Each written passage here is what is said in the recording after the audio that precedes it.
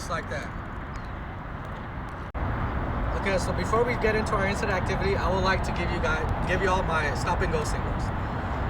Gutter ball means equipment and feet, freeze where you are, eyes on the teacher. Let's roll means go. Let's roll.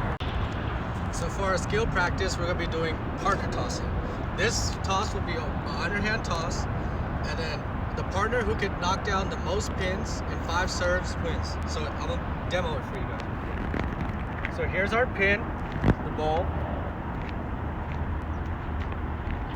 So you want to swing back, step low, and toss.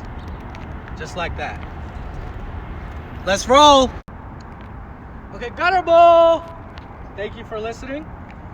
Can I have Riley demo us how him and his partner did the one-hand toss?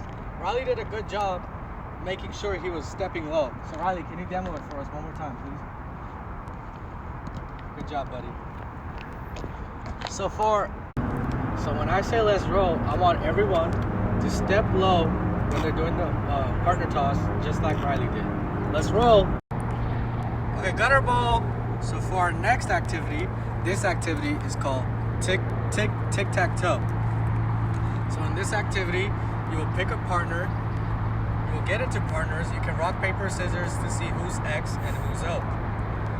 So you guys will take turns, you can decide who goes first, using the 3 simple cues: swing back, step low, and toss. You are going to try to knock down 1 pin.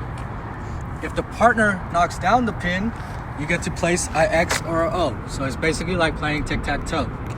You have to get, so for example, you have to get 3 X's in a row. It could be any direction to win the game, X's or O's. So with our 3 simple cues, one more time. You want to swing back, step low, and toss. If you miss the pin, it'll just simply be the other partner's turn. So Riley, what do you do if you hit the pin? You grab a writing utensil and you write an X or an O on the tic-tac-toe board. Good job. What do you do if you miss it? You don't get to write anything on the tic-tac-toe board. Okay, let's get going with our activity. Let's roll! Okay, gutter ball! So for our next activity, this activity is called half-court bowling. In this activity, you're just going to get into groups of 3 to 4. You're going to start at the baseline. Then you will run to the half-court line. And you're going to bowl across. You're going to bowl across and try to knock down as many as pins you can. The number amount of pins you knock, you bring it back to your group. The group with the most pins wins. So I'm gonna demo it for you guys. I'm going to start at the baseline. I'm going to run to the half court. I knocked down 1, right? Since I knocked down 1, I'll bring it back to my group, and then your next partner goes.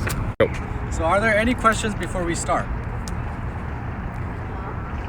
That's a good question. No, you may not step over the half court line. Not even. So when you run, so here's the half court line. You cannot step over the half court line. You have to be behind the half court line. Good question. Are there any other questions? No, you may not throw it.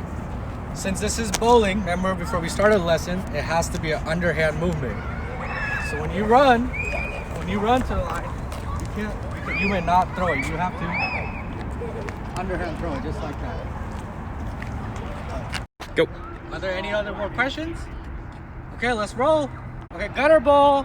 I see some of you are having a hard time doing this activity, and some of you are doing an excellent job doing this activity. So if you are having a hard time, you may put 1 foot over the half court line. You may put 1 foot over the half court line and bowl. And since some of you are doing a good job, you can make this more challenging by stepping back away from the half court line and bowling. So like this.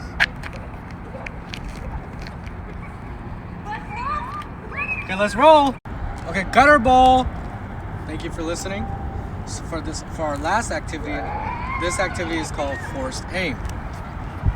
So as you can see, there's jump ropes, here and there and scattered all around the court.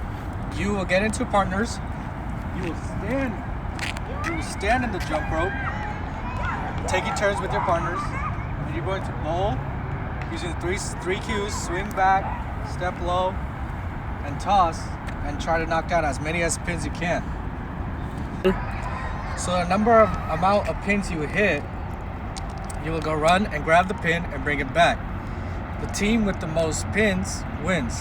And when we're done, then you will transfer to the next jump rope. Teams will keep on rotating throughout the five jump ropes just to practice on aiming. Okay, let's roll. Okay, gutter ball. I see that some of you guys are having a hard time aiming.